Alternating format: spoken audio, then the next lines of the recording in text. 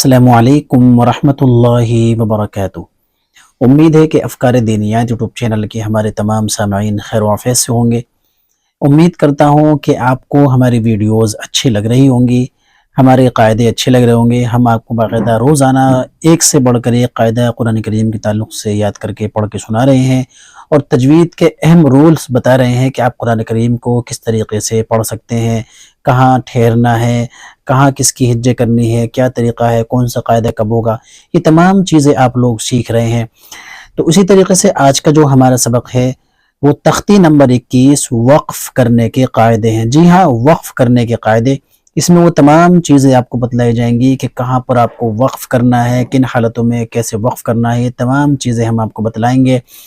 تو چلیے سامعین، ویڈیو شروع کرنے سے پہلے آپ سے ادب درخواست کرتے ہیں، اگر آپ ہمارے اس چینل پر نئے ہیں تو ہمارے چینل کو سبسکرائب کرنا نہ بھولیں اور بیل آئیکن کو پریس کر دیں تاکہ نئی ویڈیو کا نوٹیفیکیشن آپ کو آسانی سے مل سکے۔ تو آج کا جو ہمارا سبق ہے وہ ہے وقف کرنے کے قاعدے۔ وقف کے معنی آتے ہیں ٹھہرنے کے، یعنی کہیں پر ٹھہرنا۔ قرآن کریم میں گول آیت ہوتی ہے، وہاں پر بھی وقف کرتے ہیں۔ تو جہاں پر وقف کرتے ہیں، وقف کرنے کی حالت میں آخری حرف پر زبر بھی ہوتا ہے، زیر بھی ہوتا ہے، پیش بھی ہوتا ہے۔ کسی بھی حرف کے نیچے دو زیر کی تنوین ہوتی ہے، دو پیش کی تنوین ہوتی ہے، دو زبر کی تنوین ہوتی ہے۔ وہاں پر کیسے وقف کرتے ہیں، کیسے ٹھہرتے ہیں، تو یہ تمام باتیں آج ہم اس قاعدے کے اندر کریں گے اور آپ کو وقف کرنے کی جو حالتیں ہیں اس کو مکمل طریقے سے سمجھائیں گے۔ تو چلیے سامعین، قاعدہ شروع کرتے ہیں۔ تختی نمبر 21 وقف کرنے کے قاعدے۔ وقف کرنے کے قاعدے، سب سے پہلے ہم سیکھیں گے وقف کی تعریف۔ آج ہم سیکھیں گے قاعدہ شروع کرنے سے پہلے وقف کی تعریف کی وقف کس کو کہتے ہیں۔ نمبر 1، وقف کی تعریف کلمے کے اخیر پر۔ کلمے کے اخیر پر، مثال کے طور پہ دال ایک کلمہ ہے، فا ایک کلمہ ہے۔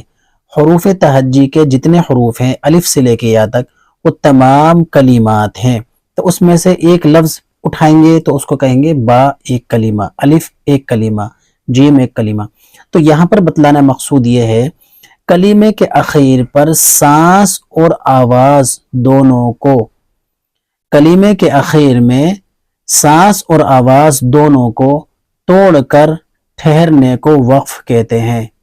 ٹھہرنے کو وقف کہتے ہیں۔ کلمے کے اخیر پر سانس اور آواز دونوں کو توڑ کر ٹھہرنے کو وقف کہتے ہیں۔ دونوں کو وقف کہتے ہیں۔ یہ ہو گئی وقف کی تعریف۔ اب نیچے ہم بتلا رہے ہیں نمبر 2 پر زبر، زیر اور پیش۔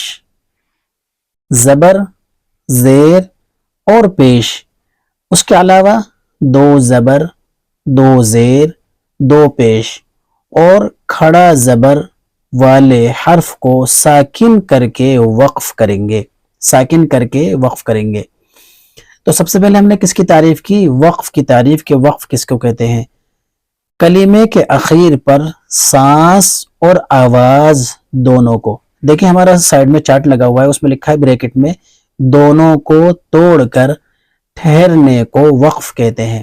اب نیچے والی لائن ہے نمبر 2، ہم اس کو نمبر 2 میں شمار کریں گے۔ وقف کی جو تعریف ہے وہ ہم نے نمبر 1 پر رکھی ہے، اور نمبر 2 پر ہم نے دو زبر، دو زیر، دو پیش۔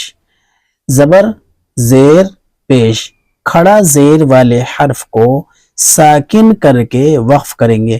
مثال کے طور پہ آپ نے ایک آیت پڑھی وَالسَّمَاءِ ذَاتِ الْبُرُوجِ، یہ آپ نے پڑھا خلق، خ زبر خ، لام زبر ل، خلق، قاف زبر ق، خلق۔ تو یہاں پر جب ہم وقف کریں گے، مثال کے طور پہ ہمارا سانس بہت درمیانی ہے، چھوٹا سانس ہے، جب یہاں پر وقف کریں گے تو وقف کرنے کی حالت میں قاف کے اوپر جو زبر ہے نا، قاف زبر ق، یہاں پر سکون آ جائے گا۔ یہاں پر کیا آ جائے گا؟ یہاں پر سکون آ جائے گا۔ تو اس کو پڑھیں گے خلق۔ تو ہم پہلے خلق کی ہجے کرتے ہیں، خ زبر خ، لام زبر ل، اب دونوں کو ملائیں گے خلق، قاف زبر ق، خلق۔ اگر یہاں پر ہم وقف کریں گے یعنی ٹھہریں گے، سانس کو توڑیں گے، تو یہاں پر کیسے پڑھیں گے؟ خ زبر خ، لام قاف زبر لق خلق. حالانکہ یہ کیا تھا؟ خلقہ تھا، لیکن جب ہم نے وقف کر دیا تو وقف کرنے کی حالت میں آخری حرف کو ساکن کریں گے. آخری حرف کو وقف کرنے کی حالت میں ساکن کریں گے تو قاف کے اوپر کیا آ گیا؟ یہاں پہ جزم آ گیا، یعنی کہ سکون آ گیا. اب آگے چلتے ہیں. من ربک، اگلے خانے میں دوسری مثال من ربک. جب یہاں پر وقف کریں گے تو کاف کے اوپر کیا آ جائے گا؟ جزم آ جائے گا. جہاں پر ہم وقف کر رہے ہیں نا، تو وقف کرنے کی پہچان یہ ہے، ایک تو وہ کلمہ یعنی کہ وہ لفظ جس پر وقف کر رہے ہیں وہ لال اس میں لکھا ہوا ہے، لال پین سے لکھا ہے، اور اس کے اوپر جو جزم ہے وہ بھی لال پین سے لکھا ہوا ہے تاکہ یہاں پر سمجھنے میں آسانی ہو. تو یہاں پہ ہم نے کیا بدلایا؟ من ربک، من ربک، وقف کرنے کی حالت میں من ربک، من ربک. اگلی مثال بالقلم، بالقلم، اور جب یہاں پر وقف کریں گے تو بالقلم کے نیچے ہے بالقلم، بالقلم، بالام زیر بال، قاف زبر ق، بالق، لام میم زبر لم، بالقلم، بالقلم. تو کیا ہے؟ بالقلم، بالقلم. اب نیچے والی لائن دیکھتے ہیں. ترجع الامور، جب یہاں پر وقف کریں گے، یہاں کیا ہے؟ را کے اوپر پیش کی حرکت ہے.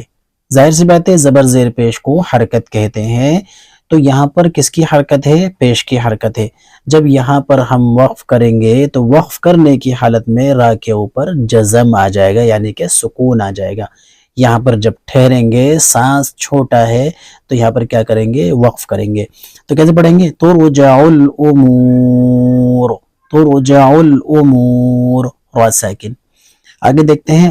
مشہود، مشہود، سورہ بروج کی آیت کے آخر میں ہے مشہود. اب یہاں پر دو زیر کی تنوین ہے. یہاں پر کیا ہے؟ دو زیر کی تنوین ہے. بہت سے حضرات جب قرآن کریم پڑھتے ہیں تو خاص طور پر ان لفظوں پر توجہ نہیں دی جاتی، نہ ان کو ایک وہ ہوتا ہے کہ ہم اس چیز کو سیکھیں. لیکن آپ کو ہم بتلا رہے ہیں کہ آپ بالکل بے فکر ہو کر کے ہماری ویڈیو کے ذریعے اپنا قرآن کریم درست کر سکتے ہیں.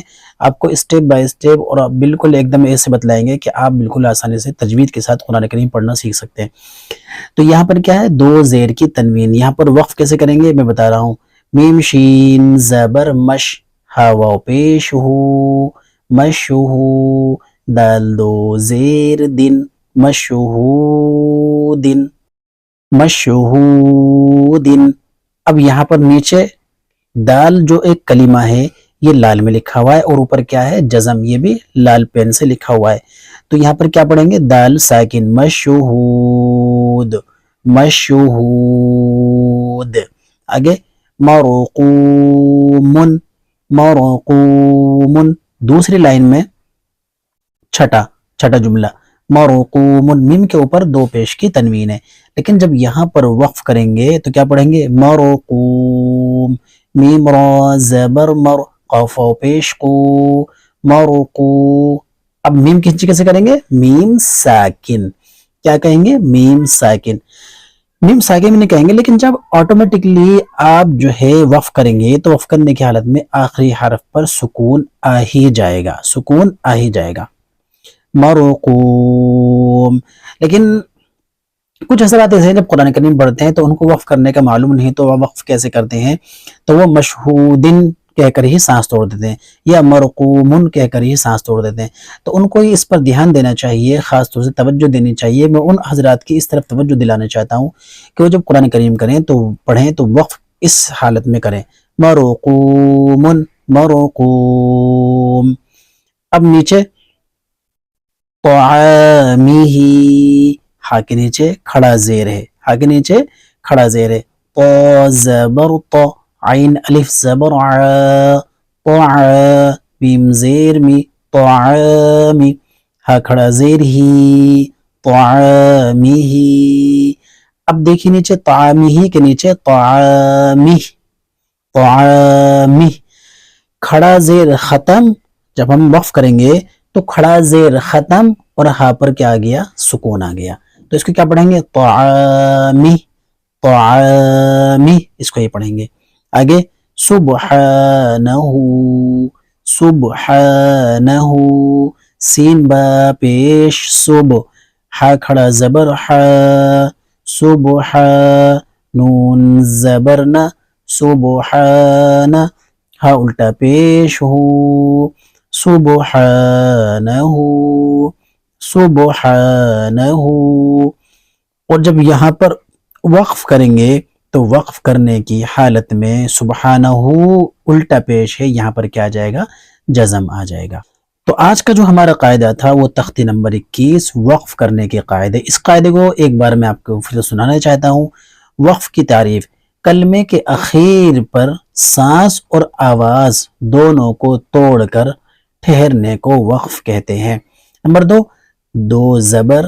نمبر 1، زبر زیر پیش، دو پیش، دو زیر، الٹا پیش اور کھڑا زیر والے حرف کو ساکن کر کے وقف کریں گے. خلق، خلق، من ربک، وقف کرنے کی حالت میں من ربک. بالقلم، وقف کرنے کی حالت میں بالقلم. ترجع الامور، وقف کرنے کی حالت میں ترجع الامور. مشہود، وقف کرنے کی حالت میں مشہود. مرقوم، وقف کرنے کی حالت میں مرقوم. طعامہ، وقف کریں گے تب کیا پڑھیں گے؟ طعامہ. سبحانہ، ہا الٹا پیش ہو، اور جب یہاں پر وقف کریں گے تو سبحانہ.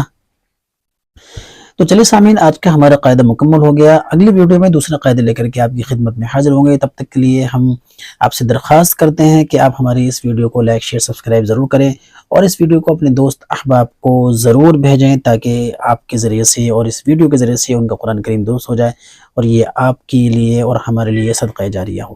ٹھیک ہے سامعین، ہم اجازت چاہتے ہیں. السلام علیکم ورحمۃ اللہ وبرکاتہ.